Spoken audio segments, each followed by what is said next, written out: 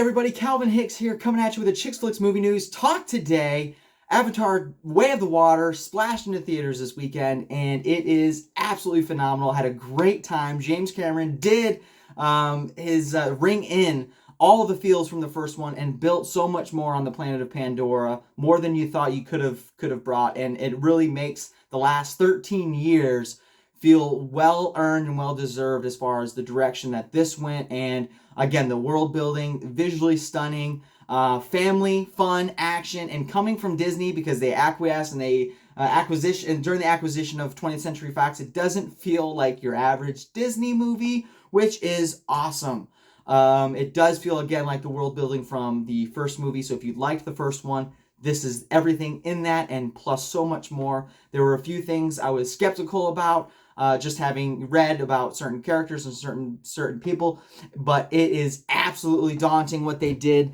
They a huge undertaking, and I'm so excited to see where the story goes. And having heard about how long the length of the next one is going to be, this one was sitting around 3.5 hours, and in the theater we had the whole family packed in there, and not a single person missed a blink. It was something that just gravitated you. It truly felt like a roller coaster of a movie, very immersive. And again, the cinematography, the sound, the musical score, everything worked so well, and it didn't miss a beat. This one really does do well at building so many more characters that you can get invested in. If you thought you knew what Pandora held, you don't know nothing yet. And this really does kind of lift the veil, so to speak, on what's behind the curtain of that planet. So definitely check out Avatar Way of the Water. Huge, like I said, family fun, action. Go see it, check it out. As far as the DC update, I wish that some companies could just take notes on how to treat filmmakers. Letting James Cameron do what he did best in this movie, and it's going to bode success for this franchise, I have no doubt. Because people will go back and see this. There's just no way that you can encapsulate everything on one viewing, and he did such a good job.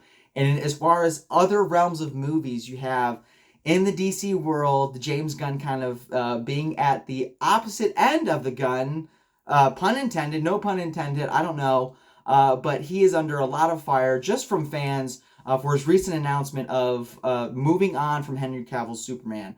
So if you were unaware, a few weeks ago when Black Adam dropped, there was a post-mid-credit scene with Henry Cavill making an appearance as Superman.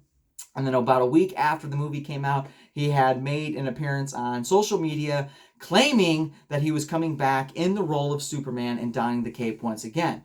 Well, fast forward a couple weeks, and here we are now at a few weeks at the end of kind of Black Adam's box office run, negating a China box office, and now it is streaming on HBO Max. We've gotten news that James Gunn is moving on from Henry Cavill's Superman altogether and functioning fully as a DC reboot in the near future. We have a few more kind of Snyderverse related movies that I think are potentially going to be hurt by this announcement, because without any further fulfillment or further venturing into these particular characters, what does that bode for the movies that they have coming up for release? I don't know. So I feel like that was a really misfire on handling certain films that have yet to come out. And also, I think it was a misfire on handling Henry Cavill's exit. I understand why they want to move away from his Superman and just from the general direction of the DC universe. I feel like most of what the universe is set up to be was set up by Zack Snyder, and they just can't handle that ball correctly. So, I mean, ultimately, it would be like seeing your favorite franchise just continually beaten up. You know, I won't mention any other franchises that were bought or purchased by a company and made a trilogy of movies that maybe divided so many fans. And a retrospective, maybe it was better not having made those movies at all. Won't go into any names or anything. But it does seem like that is something that they're trying to avoid. And I understand that completely. I would rather them just leave Henry Cavill's Superman alone if they're going to continue to, I guess, mishandle or just mistreat the character of the franchise as a whole.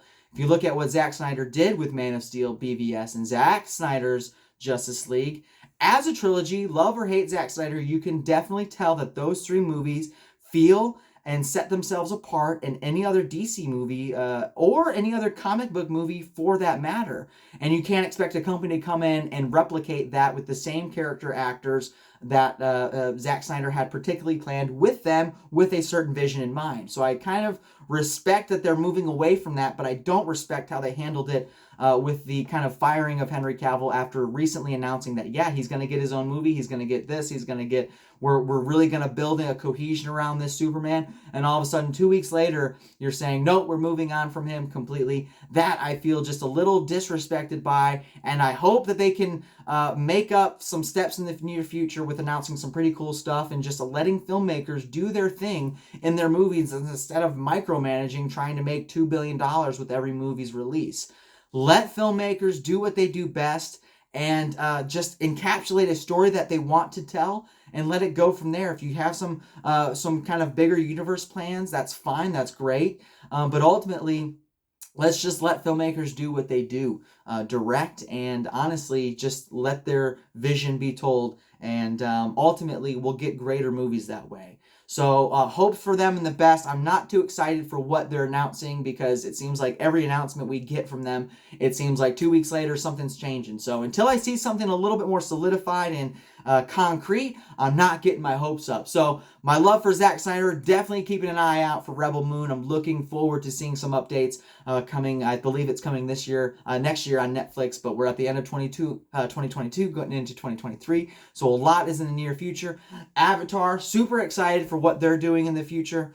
From what I hear, there's a rough 9-hour cut of the third Avatar film, which I was reading that James Cameron is going to fully finish the visual effects of before he cuts down. So that to me is just like, what? This is seeming more and more like a huge anthology series that I could totally get into. Avatar, Way of the Water, family fun, danger, and a little bit of water along the way.